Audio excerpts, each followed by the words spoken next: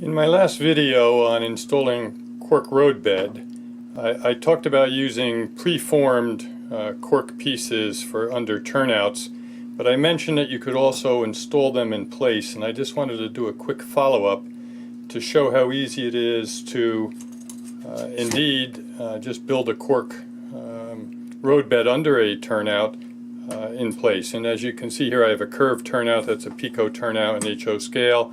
As I said in the other video, I have marked the center line of the track, both the main and the divergent routes, and that's already done here in place underneath the track. I'm going to come over to one that I'm working on.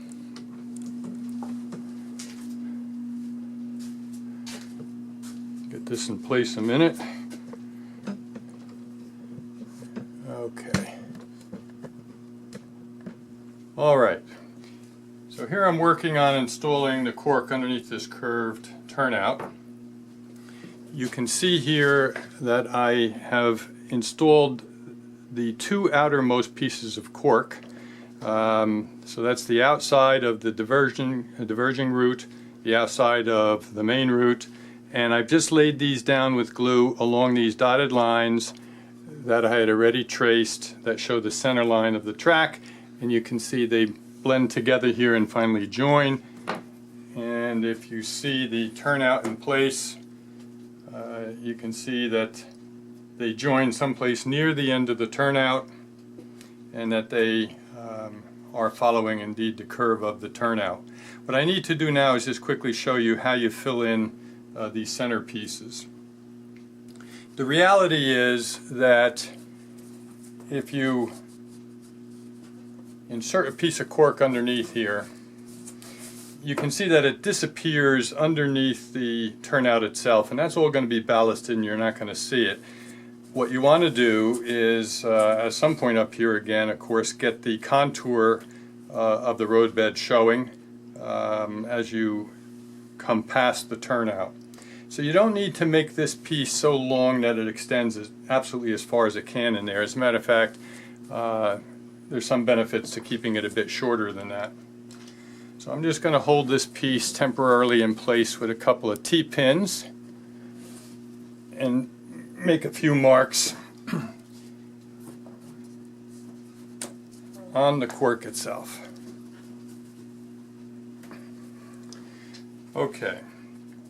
So that piece is going to extend to about here, and then the second piece is going to come in like this, and I'm going to let them overlap for the moment to show you where I make my marks to make some cuts. Okay. So I'm holding them tight to both outside edges here, and here's the key position that you want to mark. You can see where you now have the point where the two pieces of cork totally converge, and you want to make a mark at that spot because that's going to be the end of one of your cuts.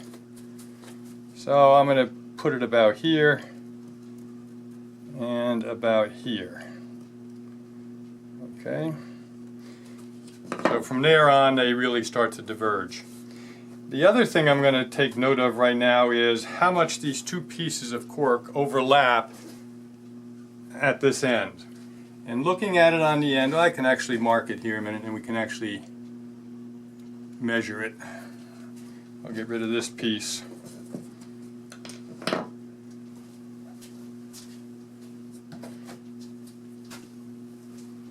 Alright, so here's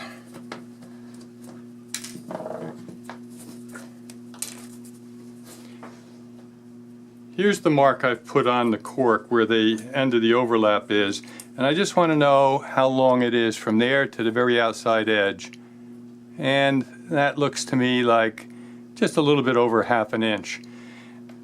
What I'm going to do is split that difference because I'm going to need to cut a long diagonal here to get rid of the excess cork that you saw overlapping, and I want to know, I know it's going to go to this point I made on the one end, which is right here marked on the cork, but what I want to know is how far in do I come, and since this whole distance is 1/2 an inch, I'm going to come in 1/4 of an inch and split the difference, do half on this piece of cork and half on the other.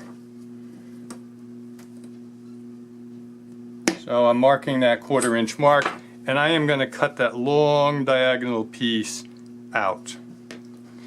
I am then going to come back on this one that I've already marked,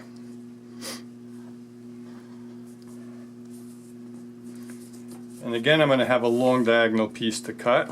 Here's the one piece, and the other one is again going to be about 1/4 of an inch in, but I'm going to wait till I get this one in place and then get it exact. Once you do that, you can glue these two pieces down.